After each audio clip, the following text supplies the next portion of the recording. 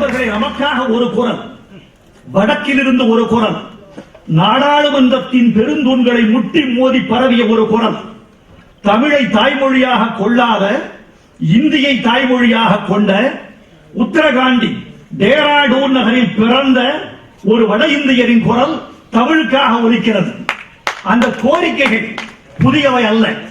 தமிழையும் ஆட்சி மொழியாக ஆக்க வேண்டும், வழக்காடு மொழியாக தமிழ் வேண்டும், செம்மொழி தகுதி பெற்ற தமிழுக்கு இந்திய பல்கலைக்கழகங்களில் எல்லாம் இருக்கைகள் வேண்டும், திருவள்ளுவரின் பிறந்த நாளை இந்திய மொழிகளின் திருநாளாக கொண்டாட வேண்டும், காசியில் பாரதி வாழ்ந்த வீட்டை நினைவு சின்னமாக்க வேண்டும். இந்த கோரிக்கைகள் பழையவை, குரல் புதியது. அந்த குரலுக்குத்தான் இந்த விழா. நண்பர்கள் சொன்னார்கள், இந்த மேடையில் பேசிய அரியர் பெருமக்கள் எல்லாம், இது ரொம்ப ஆச்சரியம், அதற்குத்தான் இந்த விழா.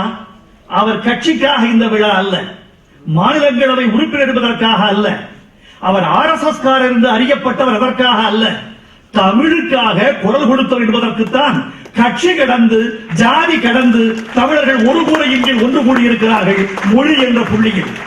நான் ஒன்று சொல்லிக் கொள்ள வேண்டும் என்று ஆசைப்படுகிறேன். இதில் அவருக்கு அரசியல் இருக்கிறதா? இருந்துவிட்டு போகட்டுமே.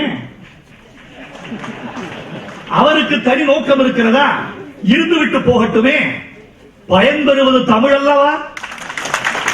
விசாரித்த அளவுக்கு தருண் விஜய் நான் பழகிய சற்று நேரத்தில் கண்களை பார்த்த சில விஷயங்களை அறிந்து கொள்ள முடியும்.